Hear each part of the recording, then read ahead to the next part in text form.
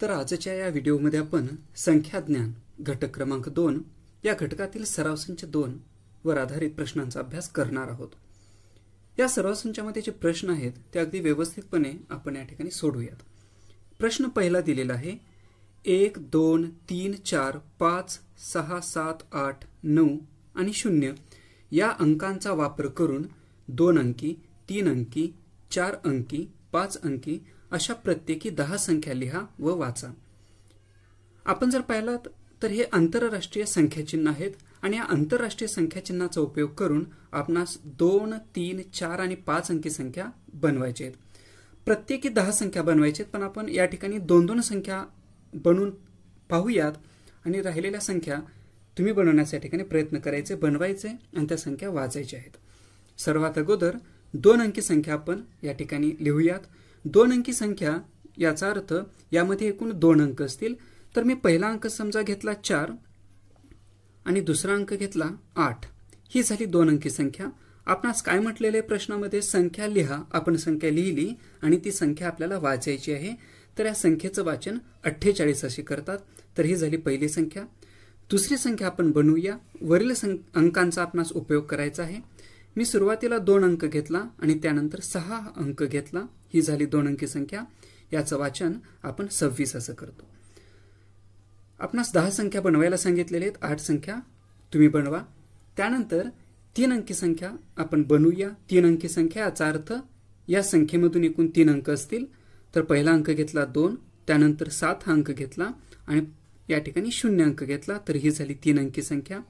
याचं वाचन आपण 270 असं करतो। यामध्ये एकक स्थानी 0 आहे, दशक स्थानी 7 आहे, तर शतक स्थानी 2 हा अंक आहे। याचं वाचन आपण 270 असं करतो। त्यानंतर 3 अंकी दुसरी संख्या बनवूया।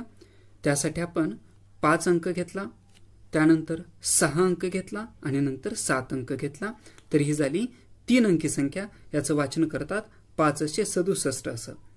तुम्ही या ठिकाणी दुसरेही अंक घेऊन संख्या बनवू शकता। त्यानंतर 4 अंकी संख्या आपणास बनवायची आहेत। 4 अंकी संख्या बनविण्यासाठी मी पहिला अंक घेतला 1, त्यानंतर 8 0 आणि 5, तर या संख्येमध्ये तुम्हाला एकूण 4 अंक दिसतात, म्हणून ही संख्या 4 अंकी आहे। याचं वाचन करत असते वेळी 1805 असं याचं वाचन करतात। या ठिकाणी एकक स्थानी 5 आहे, दशक स्थानी 0 आहे आणि शतक स्थानी 8 आहे। शतक स्थानानंतर आपण कॉमा देऊया, तर हा गट झाला शतकाचा। शतकानंतर पुढील गटामध्ये हा जो 1 अंक आहे तो 1 अंक हजार स्थानी आहे, म्हणून याचं वाचन 1805 असं करतात। 4 अंकी दुसरी संख्या बनवूया। 9 8 4 आणि 2 हे अंक वापरून मी 4 अंकी संख्या लिहिली। याचं वाचन करत असते वेळेस आपण गट पाडूया। एकक दशक शतक इथपर्यंतचा एक गट आणि पुढील अंकाचा दुसरा गट। हा झाला शतकाचा गट आणि हा आहे हजाराचा गट। याचं वाचन करतात 9842। यानंतर 5 अंकी संख्या आपण बनवूयात। 5 अंकी संख्या बनविण्यासाठी मी अंक घेतला 4 5 3 2 आणि 1। आता याचं वाचन करायचंय, तर पहा सर्वात अगोदर एकक दशक शतक या अंकानंतर कॉमा दिला।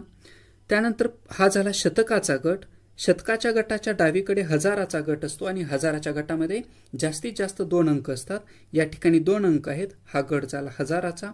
हजाराच्या गटामध्ये 45 ही संख्या आहे, म्हणून याचं वाचन करत असते वेळेस 45,000 असं आपण करतो, तर ही संख्या आहे 45,321। आता 5 अंकी आपण दुसरी संख्या बनवूया। त्यासाठी अंक घेतला 8 0 2 अंक झाले, आपणास 5 अंकी संख्या बनवायचे। त्यानंतर घेतला 3 1 आणि 5, ही झाली 5 अंकी संख्या। याचं वाचन करण्यासाठी सुरुवातीला 3 अंकानंतर कॉमा दिला। हा झाला शतकाचा गट। त्यानंतर 2 अंक हजाराच्या गटामध्ये असतात, म्हणून हा झाला हजाराचा गट। याचं वाचन आपण करूया। किती हजार, तर हे आहेत 80,315। अशा पद्धतीने आपण प्रश्न पहिला याचा अभ्यास केला। यानंतर प्रश्न दुसरा काय आहे ते पहा। देवनागरी संख्या चिन्हे। देवनागरी संख्या चिन्हे म्हणजे आपण जे मराठीमध्ये अंक लिहितो 0 ते 9 पर्यंतचे ते अंक देवनागरी संख्या चिन्हामध्ये येतात। म्हणजे हे जे अंक तुम्हाला या ठिकाणी दिसत आहेत हे देवनागरी संख्या चिन्हातले अंक आहेत। व आंतरराष्ट्रीय संख्या चिन्हे म्हणजे इंग्रजी अंक आपण जे लिहितो त्या संख्या चिन्ह म्हणजे आंतरराष्ट्रीय संख्या चिन्ह यांचा वापर करून संख्या अंकात व अक्षरातल्या या ठिकाणी पहिलं उदाहरण सोडून दाखवलेलं आहे. देवनागरी संख्या लिहिलेली आहे, आंतरराष्ट्रीय संख्या चिन्ह सुद्धा लिहिलेलं आहे आणि त्या संख्येचं अक्षरी लेखन सुद्धा या ठिकाणी करून दाखवलेलं आहे. पहा, देवनागरी संख्या चिन्हामध्ये तुम्हाला मराठीतील अंक दिसत असतील, आंतरराष्ट्रीय संख्या चिन्हामध्ये तुम्हाला इंग्रजीमध्ये लिहिलेले अंक दिसत असतील आणि त्या संख्येचं अक्षरी लेखन केलेलं आहे. पहा, एकक, दशक, शतक, शतकानंतर कॉमा दिलेला आहे. हा गट झाला शतकाचा. शतकाच्या डावीकडे हा जो गट आहे तो हजाराचा आहे. मग याचं वाचन करत असते त्यावेळेस किती हजार, तर 2000. शतकाचा गट म्हणजे शे, किती शे, तर 300. 5वरून 59. मग ह्याचं वाचन केलं 2359. हे जे वाचन आपण केलेलं आहे त्याचं आपण लेखन अक्षरामध्ये या ठिकाणी केलेलं आहे. आता असंच आपल्याला दुसरा, तिसरा, चौथा आणि 5व्या उदाहरणामध्ये विचार करायचा आहे. दुसऱ्या उदाहरणामध्ये काय दिलेलं आहे, देवनागरी संख्या चिन्हामध्ये संख्या लिहिलेली आहे, आंतरराष्ट्रीय संख्या चिन्हामध्ये आपल्याला हीच संख्या लिहायची आहे, रिकामी जागा आपल्याला दिसते. त्या ठिकाणी आपण दिलेली संख्या आंतरराष्ट्रीय संख्या चिन्हामध्ये लिहून घेऊया. तर पहा, सुरुवातीला 3 आहे, नंतर 2 इंग्रजीमध्ये आपण लिहितोय आंतरराष्ट्रीय संख्या चिन्ह म्हणजे, त्यानंतर 7, 5 आणि 6. तर या ठिकाणी आंतरराष्ट्रीय संख्या चिन्हामध्ये आपण संख्येचं लेखन केलं. आता या संख्येचं आपल्याला वाचन करून ते अक्षरामध्ये लिहायचं आहे. सर्वात अगोदर अचूक वाचता आलं पाहिजे. त्यासाठी काय केलं मी, एकक, दशक, शतक, शतकाचा गट करून घेतला. त्यानंतर हजार आणि दशहजार. दशहजार म्हणजे हा हजाराचाच गट झाला. तर हजाराच्या गटामध्ये 32 ही संख्या आहे. किती हजार, तर 32,756. ती संख्या आपण अक्षरामध्ये या ठिकाणी लिहूया. 32,756. तर पहा, या ठिकाणी संख्या लिहत असते वेळी गट करणं गरजेचं आहे. गट केल्यामुळे आपल्या संख्या चुकणार नाहीत. यानंतर तिसऱ्या उदाहरणामध्ये पाहू शकता, दिलेली संख्या जी आहे ती आंतरराष्ट्रीय मध्ये दिलेली आहे आणि आपल्याला ती देवनागरी संख्या चिन्हामध्ये लिहायची आहे. तर देवनागरी संख्या चिन्हामध्ये 6 लिहिलं, 7, त्यानंतर 8, 5 आणि 9. हीच संख्या आपण देवनागरी संख्या चिन्हामध्ये लिहून घेतली. आता याचं वाचन करूया. एकक, दशक, शतक हा शतकाचा गट, हजार, दशहजार हा हजाराचा गट. किती हजार, तर 67,000 झाले. त्यानंतर शतकाच्या गटामध्ये किती शे, एकक, दशक, शतक किती शे, तर उत्तर आलं 800. आणि पुढे किती संख्या येतात, कोणती संख्या, तर आहे ती 59. असं आपण त्याचं लेखन करतो. त्यानंतर पुढील संख्या देवनागरीमध्ये दिलेली आहे ती आंतरराष्ट्रीयमध्ये लिहून घेऊया. 1, 0, 3 आणि 4. आता याचं वाचन करूया. एकक, दशक, शतक, शतकानंतर कॉमा दिला, तो झाला शतकाचा गट. त्यानंतर हजाराचा गट, हजाराच्या गटामध्ये 1 आहे. किती हजार, तर उत्तर आलं 1000. त्यानंतर तुम्ही तर पाहू शकता, एकक, दशक, शतक, शतकाच्या ठिकाणी 0 आहे. तर आपण इथं वाचन करते वेळी 000 असं करत नाही. तर आता फक्त पुढची संख्या लिहायची आपण. किती आहे ती, 34. तर ती संख्या या ठिकाणी लिहून घ्या, 34. यानंतर 5व्या उदाहरणामध्ये आपणास जी संख्या आहे ती अक्षरात दिलेली आहे 27,895. ही संख्या आपल्याला आंतरराष्ट्रीय संख्या चिन्हामध्ये आणि देवनागरी संख्या चिन्हामध्ये कशी लिहायची ते पाहूयात. तर या ठिकाणी पाहू शकता तुम्ही, आंतरराष्ट्रीय संख्या चिन्हामध्ये ही संख्या कशी लिहायची, तर 27,000. हजाराच्या गटामध्ये कोणता अंक आहे, तर 27 अंक आहे. म्हणून हजाराच्या गटामध्ये आपण 27 ही संख्या लिहिली. हजाराचा गट संपला, कॉमा दिला. त्यानंतर शतकाच्या गटात किती लिहायचे, 895. तर या ठिकाणी 895 आपण लिहून घेतलं. हीच संख्या आपण देवनागरीमध्ये सुद्धा लिहून घेतलेली आहे. यानंतर प्रश्न तिसरा, प्लास्टिकचा वापर टाळा या योजनेअंतर्गत जिल्हा परिषदेच्या शाळांनी कागदाच्या पिशव्या बनवून किराणा दुकानदारांना व भाजी विक्रेत्यांना दिल्या. या पिशव्यांची तालुकानिहाय संख्या वाचा व ती संख्या अक्षरे लिहा. तुम्ही जर पाहिला तर या तक्त्यामध्ये तालुक्यांची नावं दिलेली आहेत आणि त्या नावांच्या खालीच संख्या दिलेली आहे. ते संख्या आपल्याला वाचायची. तर सर्वात अगोदर तालुक्यांची नावं कोणती आहेत? कोपरगाव या तालुक्यांना कागदाच्या पिशव्या किती दिलेल्या आहेत ते या ठिकाणी दिलेलं आहे. शेवगाव, कर्जत आणि संगमनेर या तालुक्यांना ज्या कागदाच्या पिशव्या बनवून दिलेल्या आहेत त्याचं वाचन आपल्याला करायचं आहे. तर ते वाचन कसं करायचं ते आपण आता पाहूया. तर सर्वात अगोदर तालुका आहे कोपरगाव. कोपरगाव या तालुक्याला जे कागदी पिशव्या देण्यात आलेल्या आहेत त्याची संख्या या ठिकाणी दिलेली आहे. आता याचं वाचन कसं करायचं? अतिशय सोपी पद्धत आपण या ठिकाणी वापरणार आहोत. सर्वात अगोदर तुम्हाला गट करता येणं गरजेचं आहे. गट कसं करायचं? तर एकक, दशक आणि शतक या शतक स्थानांच्या नंतर आपण कॉमा द्यायचा आणि या गटाला आपण नाव देणार आहोत शे. थोडं लक्षात राहण्यासाठी किंवा लक्षात राहीपर्यंत आपण असं लिहूया. ह्याचा सराव झाल्यानंतर तुम्हाला हे न लिहिताही संख्या अगदी अचूक वाचता येईल. तर ह्या 3 संख्यांचा गट जो आहे त्याला नाव दिलं शे. त्यानंतरचा जो गट असतो तो आहे हजार आणि दशहजार. या गटाला आपण नाव देणार आहोत हजार, म्हणजे ह या ठिकाणी लिहिलेलं आहे. हजाराच्या गटामध्ये जास्तीत जास्त 2च अंक असतात. आपण गटांना नावं दिली. आता प्रश्न विचारा, हा गट आहे हजाराचा, किती हजार? तर हजाराच्या गटामध्ये तुम्हाला 12 ही संख्या दिसते म्हणून या ठिकाणी लिहिलं आपण 12,000. पहा सोपं आहे.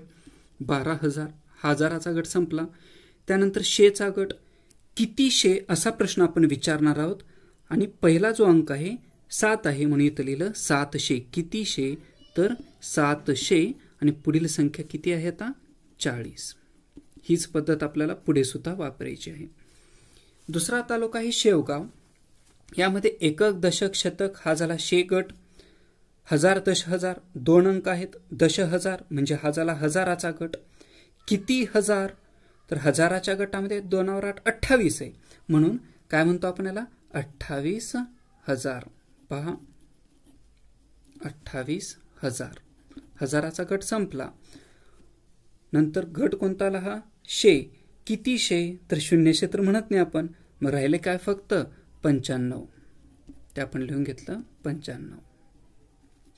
त्यानंतर तिसरं उदाहरण कर्जत तालुका. त्यांना मिळालेल्या कागदी पिशव्या पहा. एकक, दशक, शतक. शतक म्हणजे हा गट आहे शे. त्यानंतर पुढील गट असतो हजाराचा. हजाराच्या गटामध्ये 2 अंक आहेत. किती हजार? तर उत्तर आला 31,000. 31,000. किती शे? तर 600 आणि पुढे किती आहे? 8. 608. त्यानंतर पुढील तालुका दिलेला आहे संगमनेर आणि संगमनेर तालुक्याची जी संख्या आहे ती आहे 10,000. वरील उदाहरणाप्रमाणे आपण याला लिहू शकतो 10,972. आपण संख्या दशहजारापर्यंतच्या कशा वाचायच्या ते पाहिलेले आहेत. आता प्रश्न चौथा थोडाशा वेगळ्या प्रकारचा प्रश्न आहे. प्रश्न चौथा, एकूण किती रुपये होतील ते लिहा. त्यामधील पहिलं उदाहरण दिलेलं आहे 1,000 रुपयांच्या 20 नोटा. 1,000च्या 20 नोटा म्हणजेच आपण असं लिहू शकतो त्याला 1,000 गुणिले 20. कारण 1,000च्या 20 नोटा आहेत म्हणजे ते 20 पटीनं जी रक्कम आहे ती वाढेल. त्यानंतर 100 रुपयांच्या 5 नोटा, त्याला असं लिहू शकतो 100 गुणिले 5. आणि 10 रुपयांच्या 14 नोटा म्हणून याला लिहिलं 10 गुणिले 14. आता 1,000 गुणिले 20 यांचा गुणाकार करायचे. गुणाकार अगदी आपण तोंडी करणार आहोत. या ठिकाणी तुम्हाला 1 शून्य दिसतोय. हजारामध्ये 3 शून्य, एकूण शून्य झाले 4, ते आपण लिहून घेतलं. त्यानंतर राहिलेल्या अंकांचा गुणाकार करूया. 1 गुणिले 2, एका दोन्ही 2. तर 1,000च्या 20 नोटा म्हणजेच 20,000 होतील. 100च्या 5 नोटा ह्यांचा गुणाकार करायचे. 100 या ठिकाणी 2 शून्य आहेत. एकक खाली एकक, दशक खाली दशक लिहिलं. राहिलेल्या अंकाचा गुणाकार करा. 1 आणि 5 यांचा गुणाकार करा. 1 5 5. तुम्ही गुणाकार असा करू शकता किंवा 5 0 0, 5 0 0 आणि 5 1 5 असाही गुणाकार तुम्ही करू शकता. त्यानंतर 14 आणि 10 यांचा गुणाकार करायचे. 10 मध्ये 1 शून्य आहे ते शून्य देऊन घेतला. नंतर 1 आणि 14चा गुणाकार करूया. 14 1 14. आपण एकूण रक्कम किती हे आता काढूया. त्यासाठी रक्कम लिहून घेतली. आता यांची आपण करणार आहोत बेरीज. पहा, एकक खाली एकक लिहिल्यामुळे आपल्याला बेरीज करणं सोपं जाईल. 0, 4, 5 आणि 1 6, 0ला 0 आणि इथं लिहिलं 2. एकक दशक शतक या ठिकाणी कॉमा दिला तर 20,640 रुपये होतील. 1000च्या 20 नोटा, 100च्या 5 नोटा आणि 10 रुपयांच्या 14 नोटा जर घेतल्या तर ती रक्कम होईल 20,640 रुपये. अगदी असंच दुसरं उदाहरण या ठिकाणी दिलेलं आहे, ते पण आपण सोडून पाहूया.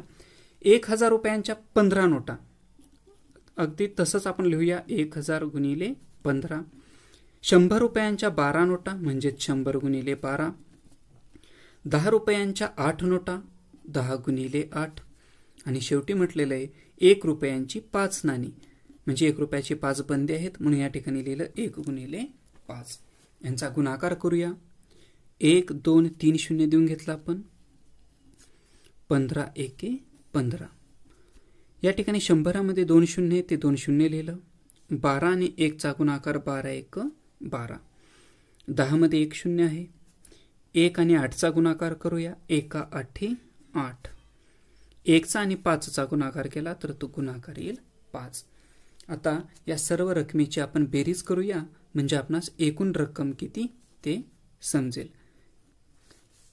0 अधिक 8 8, 2 अधिक 0 2, 5 आणि 1 6, 1 ला 1 तर 16,285 रुपये या ठिकाणी होतील. यानंतर प्रश्न 5वा आपण पाहणार आहोत. प्रश्न 5व्यामध्ये काय केलेलं आहे तर काही अंक दिलेले आहेत. 4 5 0 3 आणि 7. हे अंक एक एकदा वापरून, एक अंक एकच वेळा आपल्याला वापरायचा आहे. एक एकदा वापरून सर्वात मोठी व सर्वात लहान 5 अंकी संख्या लिहा. 5 अंकी संख्या बनवायची आपल्याला, लिहायची आहे. अंक किती दिलेत 1 2 3 4 5. 5 अंक दिलेत आणि संख्या पण आपल्याला 5 अंकीच बनवायची. पण ती कशी बनवायची, मोठे आणि लहान पण बनवायची. तर सर्वात अगोदर आपण दिलेल्या अंकापासून 5 अंकी मोठी संख्या या ठिकाणी लिहूया. दिलेल्या अंकापासून जेव्हा आपणास मोठी संख्या बनवायची असते तेव्हा काय करायचं, दिलेल्या अंकातील सर्वात मोठा अंक अगोदर लिहायचा. तर या संख्येमधील किंवा या अंकामधील सर्वात मोठा अंक आहे 7, तो अगोदर लिहिला. त्यानंतर अंक काय करत जायचे, लहान लहान अंक लिहित जायचे. 7 पेक्षा थोडा लहान अंक या ठिकाणी 5 आहे. त्यानंतरचा लहान अंक 4 आहे, नंतर 3 आणि नंतर 0. तर पहा या ठिकाणी 5 अंकी संख्या तयार झाली 75,430. आता आपणास काय करायचे, दिलेल्या अंकापासून 5 अंकी लहान संख्या बनवायची. मी आत्ताच काय म्हटलं, मोठी संख्या बनवत असतेवेळी सर्वात मोठा अंक अगोदर लिहायचा. मग लहान संख्या बनवत असतेवेळी काय करायला पाहिजे, सर्वात लहान अंक अगोदर लिहायला पाहिजे. मग दिलेल्या संख्यामध्ये सर्वात लहान अंक 0 आहे, परंतु आपण जर 0 अगोदर घेतलं तर या ठिकाणी 5 अंकी संख्या तयार होणार नाही, ती 4 अंकी संख्या तयार होईल. म्हणून जर लहान संख्या बनवत असते वेळेस 0 हा अंक आला असेल तर त्याला नेहमी दुसऱ्या क्रमांकावर आपण लिहिलं पाहिजे. मग 0पेक्षा थोडासा मोठा अंक कोणता आहे, 3, म्हणून अगोदर 3 लिहिलं, त्यानंतर 0 लिहा. आता मोठे मोठे अंक आपल्याला लिहायचे जायचे. 3 पेक्षा मोठा अंक कोणता आहे, 4, त्यापेक्षा मोठा अंक 5 आणि सर्वात मोठा अंक 7. तर या ठिकाणी लहान संख्या तयार झाली 30,457. यानंतर प्रश्न 6वा, गाव व त्या गावाची लोकसंख्या दिलेली आहे. या माहितीवरून पुढील प्रश्नांची उत्तरे लिहा. या ठिकाणी एकूण 9 गावांची नावे तुम्हाला दिसतात. तळा, गगनबावडा, बोधवड, मोरेगाव, भामरागड, वेल्हे, आष्टी, वाशी आणि मोरवाडा. आणि त्या प्रत्येक गावाच्या समोर आपणास त्या गावाची लोकसंख्या दिलेली आहे. आता आपण या माहितीच्या आधारे एकूण 3 उदाहरणे किंवा 3 प्रश्नांची उत्तरं या ठिकाणी लिहिणार आहोत. त्यामधला पहिला प्रश्न त्यांनी काय विचारलाय, सर्वात जास्त लोकसंख्या असलेले गाव कोणते. सर्वात जास्त लोकसंख्या असलेले गाव म्हणजे यामधील सर्वात मोठी संख्या कोणती आपल्याला पाहावी लागेल. तर दिलेल्या संख्या सर्व 5 अंकी संख्या आहेत आणि या 5 अंकी संख्यामध्ये सर्वात मोठी संख्या जर तुम्ही पाहिलात तर या ठिकाणी 92,173 ही संख्या सर्वात मोठी दिसते। मग आपणास विचारलेलं आहे सर्वात जास्त लोकसंख्या असलेले गाव कोणते, तर 92,173 ही सर्वात जास्त लोकसंख्या असलेली संख्या आपल्याला दिसते। त्या गावाचं नाव आहे वाशी। सर्वात अगोदर त्या गावाचं नाव लिहूया आपण, वाशी। हे झालं पहिल्या प्रश्नाचं उत्तर। पण त्याच मध्ये पुढे काय विचारलेलं आहे, त्याची लोकसंख्या किती। आता ती लोकसंख्या सुद्धा आपल्याला लिहावी लागेल आणि ती लोकसंख्या किती आहे, तर ती आहे 92,173 आहे। आपण या ठिकाणी अंकात लिहू शकतो किंवा त्याला आपण अक्षरात सुद्धा लिहू शकतो। त्यानंतर दुसरा प्रश्न विचारलाय, मोरवाडा व मोरेगाव दोन गावांची आपल्याला तुलना करायची आहे। मोरवाडा व मोरेगाव या दोन गावांपैकी कोणत्या गावाची लोकसंख्या जास्त आहे। या दोघांपैकी ज्या गावाची लोकसंख्या जास्त आहे त्या गावाचं नाव आपणास या ठिकाणी लिहायचं आहे। कोणते दोन गाव दिलेले आहेत, मोरवाडा, तर पहा मोरवाडा या गावाची लोकसंख्या आहे 85,890। मोरेगाव म्हटलेलं आहे, मोरेगाव या गावाची लोकसंख्या आहे 87,012। 85,890 आणि 87,012 या दोन्हीपैकी मोठी संख्या आहे 87,012 आणि ही जी लोकसंख्या आहे ती कोणत्या गावाची आहे, तर ती मोरेगावची आहे। म्हणून इथे लिहिलं आपण मोरेगाव। मोरवाडा आणि मोरेगाव या दोन गावांपैकी कोणत्या गावाची लोकसंख्या जास्त आहे, तर मोरेगाव या गावाची लोकसंख्या जास्त आहे। आणि या उदाहरण संग्रहामधील सर्वात शेवटचा प्रश्न, सर्वात कमी लोकसंख्या असलेले गाव कोणते आणि त्याची लोकसंख्या किती। सर्वात कमी लोकसंख्या असलेले गाव म्हणजेच या ठिकाणी सर्वात लहान संख्या आपल्याला लिहायची आहे। तर सर्वात लहान संख्या कोणती आहे, तर ती आहे 35,777। म्हणून ते 35,777 ही जी लोकसंख्या ती कोणत्या गावाची आहे, तर ती गगनबावडा या गावाची आहे। म्हणून त्या गावाचं आपण नाव या ठिकाणी लिहिणार आहोत, कारण आपणास या ठिकाणी त्या गावाचं नाव विचारलेलं आहे, गगनबावडा। त्यानंतर त्याची लोकसंख्या किती हा दुसरा प्रश्न त्यामध्ये विचारलेला आहे। तर गगनबावडा या गावाची लोकसंख्या आहे 35,777। तर अशा पद्धतीने आपण उदाहरण संग्रह 2 संख्याज्ञान यावर आधारित प्रश्नांचा अभ्यास या व्हिडिओमध्ये केलेला आहे। धन्यवाद।